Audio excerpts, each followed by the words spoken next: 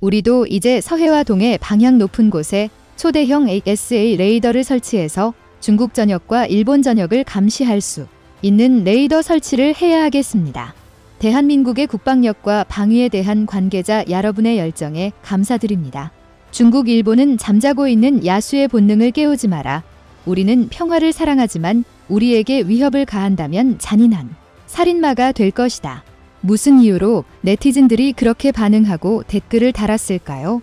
한번 같이 봅시다. 몇 년 전 중국은 탐지 거리가 무려 3,000km에 달하는 초지평선 레이더를 배치한 적이 있습니다. 텐보라는 이름이 붙은 이 레이더는 서울과 도쿄 방향을 겨냥해 배치되었고 이것이 두 번째 배치인데요. 이미 후베이 허난 안후이 세계성의 교차 지점에 설치해 놓은 첫 번째 레이더가 남중국해와 오키나와를 감시하고 있죠. 이 둘을 동시에 운용할 경우 중국은 한국, 일본의 전 국토를 넘어 서태평양 전역까지도 모두 뒤덮는 시야를 갖추게 됩니다. 한국이 THAD를 배치한 일로 중국이 길길이 날뛰면서 보복까지 했던 것을 떠올리면 내로남불 그 자체라 도무지 이해가 가지 않는 일입니다. 중국판 THAD 레이더가 배치됐다고 언론에 대서특필됐던 이 사건은 의외로 별 파장을 일으키지는 않았는데요. 이는 우리 힘으로는 중국 땅에 있는 레이더를 어찌해볼 방도가 없었기 때문이었습니다. 당시에는 중국처럼 외교 정치적인 보복을 할 만한 힘이 없었을 뿐더러 유사시에 직접 레이더를 타격할 능력도 갖추고 있지 못해서 한국은 그저 분을 삭힐 수밖에 없었습니다. 그런데 이때 맺힌 한을 풀 수 있는 힘을 조만간 한국이 얻을 수도 있다는데요. 무슨 방법인지 한번 자세히 알아보겠습니다. 최근 우크라이나의 파죽지세가 예사롭지 않습니다. 어느새 러시아에 점령당했던 전선 북부의 땅을 대부분 수복하고 동부를 공략 중이죠. 얼마 전에는 전선 동부의 주요 거점인 도네츠크 공항까지 탈환했다는 소식도 들려왔는데요. 이 기세라면 젤렌스키 대통령이 공언했던 대로 남부와 크롬 반도까지 러시아에 빼앗겼던 영토를 전부 되찾고 승전할 가능성도 엿볼 수 있을 것 같습니다. 우크라이나의 이번 공세는 미군과 긴밀히 협력하여 몇 달 전부터 세운 계획이라고 하는데요. 미군은 익히 알려진 HIMARS를 통한 정밀 타격에 더해 숨겨진 또 다른 게임 체인저로 우크라이나를 도왔습니다. 덕분에 러시아는 전장의 제공권을 완전히 잃어버렸고 우크라이나군에 노획될 만한 물자조차 제대로 처리하지 못한 채 헐레벌떡 도망만 치기에 바쁜 상황인데요. 이 빛나는 활약의 주인공은 바로 대레이더 미사일 AGM-88 HARM입니다. 영국 주간지 이코노미스트는 우크라이나가 하르키우 수복작전에서 성과를 거둔 데에는 미국이 지원한 HARM의 역할이 매우 컸다고 보도했습니다. HARM은 공중투발에서 반경 145km 내의 레이더 전파 발신지를 추적 및 타격합니다. 이를 통해 S-400을 비롯한 러시아의 방공포대를 무력화시켰고 제공권을 잃어버린 러시아군을 ONC 일방적으로 유린할 수 있었던 것이죠. 미국도 공식적으로 HARM을 지원한 사실을 대놓고 인정하면서 우크라이나군이 자국의 무기를 잘 사용해주고 있다고 밝혔습니다. 미사일 방공 MD 시설을 HARM이 제거하면 걸리적거리는 것 없이 깨끗이 닦인 길 위로 HIMARS가 쓴 미사일이 날아가 목표물을 제거하는 것입니다. 이 과정을 성공시키기 위해서는 SAD라고 부르는 및 작업이 필요합니다. 방공망 제압작전 SAD는 총 3단계로 이루어지는데요. 첫 번째로 적 방공망의 사각이나 음영 지역을 찾아내 그 경로로 정찰기를 보내서 적 레이더의 패턴과 종류를 수집 및 분석합니다. 두 번째로 전자전 능력을 지닌 항공기를 보내 수집한 레이더 주파수에 맞춘 강력한 노이즈를 발생시켜 적 레이더와 레이더 기반 방공 무기를 마비시킵니다. 세 번째로 대레이더 미사일을 발사해서 눈이 멀어버린 적 방공포대를 일방적으로 파괴합니다. 미국은 이번 우크라이나 전쟁에서 세계 2위 군사력이라는 러시아를 추하게 패퇴시키며 SAD 작전의 효용을 완벽하게 증명한 셈인데요. 효과가 확실한 대신 매우 위험한 데다가 다양한 첨단 무기까지 요구하기 때문에 쉽게 따라 할 수 있는 일은 아닙니다. 한국도 중국이 내세운 반접근 지역 거부 A2WAD 전략의 틈바구니에 끼어 있어 방공체계 대책이 시급한 상황입니다. 중국은 남태평양에 도선이라는 방어선을 멋대로 2개나 그어놓고 그 안에서의 패권은 자기들이 갖겠다고 울음장을 놓고 있는데요. 어처구니 없게도 대만과 한국은 이미 제1도련선 안에 들어있어 중국은 당사자들의 동의를 받을 생각 자체가 없습니다. 중화사상 특유의 오만함 때문에 불쾌한 일이면서도 유사시에는 도련선 안의 국가 정도는 간단하게 소나기 안에 넣을 수 있다는 자신감으로도 보이는데요. 한국이 이들의 마수에서 벗어나려면 중국 본토에서 튀어나오는 미사일을 무력화할 수단을 갖춰야만 합니다. 이 미사일들의 사정거리를 통해 곧 미국 항모전단과 ICBM의 접근을 거부하는 도련선을 긋고 있기 때문이죠. 중국이 배치한 초수평선 레이더 역시 이 전략의 일환으로 이것을 제거하지 않는 한은 스텔스기조차 중국에 들키지 않고 이륙하는 것이 불가능합니다. 한국에는 미국에서 사온데 레이더 미사일 AGM-8, HLM이 세 자릿수 정도 있고 SA 레이더와 자체 개발한 전자전 포드를 통해서 제한적으로나마 SAD 작전을 수행할 수 있습니다. 다만 미국이 국산 전투기인 KF-21에는 HLM의 통합을 허가하지 않았다는 문제점이 있는데요. 미국이 내부 규정을 근거로 KF-21의 통합을 거부한 미사일 중에는 사이드와인더 공대공 미사일, 암램 공대공 미사일에 더불어 HRM대 레이더 미사일도 있었던 것입니다. 한국은 IRST와 NVDA 미디어로 공대공 미사일은 대체할 방법을 찾아냈지만 아쉽게도 대레이더 미사일만큼은 아직 대체할 방안을 찾지 못했습니다. 이 때문에 한국이 SAD 작전을 수행하려면 HLMY 통합된 F-35A, F-15K, KF-16 세 기종 중 하나를 투입해야만 하는데요.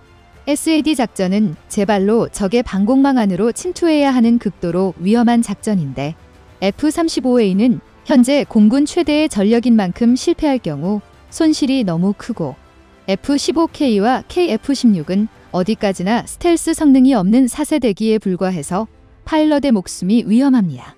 반면 KF-21은 스텔스를 포함한 출중한 성능을 갖추고 있는데도 SAD 작전에서는 F-15KL, KF-16이 위험을 무릅쓰고 방공망을 다 제압하는 사전 작업을 마쳐 놓은 뒤에 진입할 수밖에 없습니다.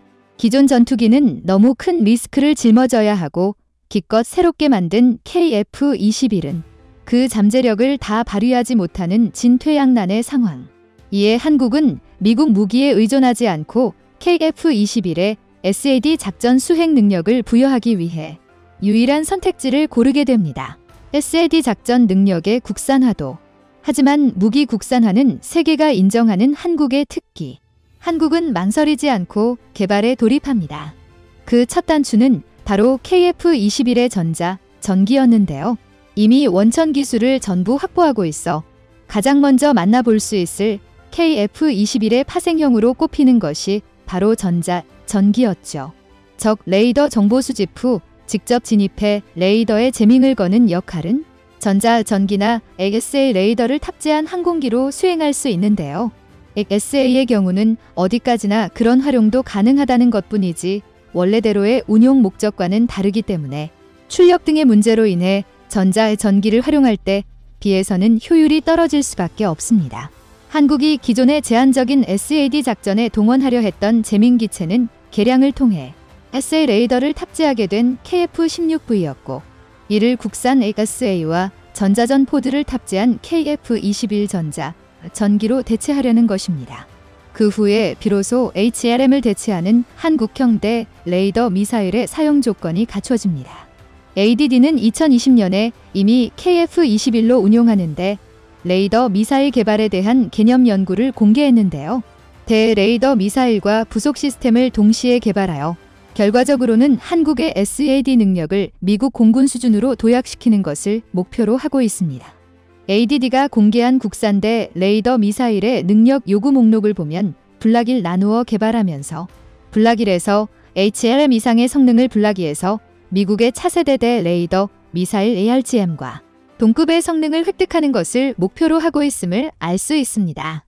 또한 광대역 RF 표적 식별 및 수동 광학 이중 모드 시켜 개발 위치 기반 GPS, INS 항법 기능 추가, 핵심 제반 시스템의 개발을 동시에 진행하겠다는 큰 그림을 그리고 있죠. 그리고 이와 함께 공개한 것이 국산대 레이더 미사일 ARM의 형상입니다. 미군이 개발 중인 ARGM과 흡사한 형상을 하고 있는데 목표 성능이 비슷하기 때문으로 보입니다. RGM은 HRM 대비 사정거리 더 늘어나고 더 빨라질 예정으로 250km 내의 표적을 마하 2.5 이상의 속도로 타격하게 된다고 하죠. 그뿐만 아니라 미사일 자체에도 재밍에 저항하는 성능을 부여하기 위해 전자기파 기반시켜가 적의 재밍에 모두 무력화되더라도 밀리파 레이더를 이용해서 목표를 끝까지 쫓는다고 합니다. 국산 레이더 미사일 ARM이 ARGM과 비슷한 형상을 하고 있는 것은 이들 성능까지 모두 따라잡겠다는 뜻으로 보입니다.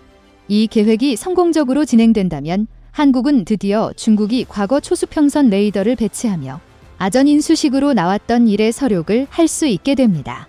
미국이 우크라이나를 도와 러시아에 그랬던 것처럼 유사시엔 한국도 중국의 장거리 레이더를 무용지물로 만들어 눈을 찌를 수 있는 힘이 생기는 것이죠. 그전까지는 대놓고 레이더를 배치해 남의 국토를 엿보던 중국도 이젠 레이더 미사일의 방공망을 뚫리고 그 틈으로 쏟아져 들어오는 수백 발의 현무 미사일에 온 국토가 벌집이 될 각오를 해야 할 겁니다. 중국은 한때 한국의 THAD 배치를 빌미로 외교적인 압박을 가했지만 한국은 이제 진짜 보복이 어떤 것인지 알려줄 수도 있게 되었습니다. 그리고 한국이 이렇게 중국의 A2AD를 무너뜨려주면 서방의 군대가 중국 본토에 상륙하는 것은 시간 문제가 되죠. 그래서 한국군의 SAD 능력 확보는 전투력 제고나 자주 국방의 측면 외에도 중국의 직접적인 군사적 견제를 할 수 있다는 의의가 있습니다. 주변 강대국의 위협에도 굴하지 않고 자신의 힘으로 주권을 지켜나가는 대한민국. 이런 잠재력이 있는 한은 오만한 중국이 감히 한국을 넘보는 일은 일어나지 않을 것입니다. 모쪼록 한국의 방산 기술자분들이 앞으로도 나라를 지키는 강력한 기술을 계속 발전시켜 주시기를 바라보겠습니다. 다음은 관객들의 댓글입니다. 진짜 든든한 국방 소식이네요. 미국이 안 도와주면 우리 스스로 해결한다. 정말 자랑스럽고 뿌듯합니다. KF-21의 존재 가치가 더더욱 빛나 보이는군요. 수천 년의 적 중국, 수백 년의 적 일본, 이런 나라를 무서움에 떨게 하려면 부국강병으로 세계 최고의 첨단 무기를 보유하는 길밖에 없다. 기술자분들 정말 수고합니다. 부디 좋은 무기를 만들 수 있기를 바랍니다.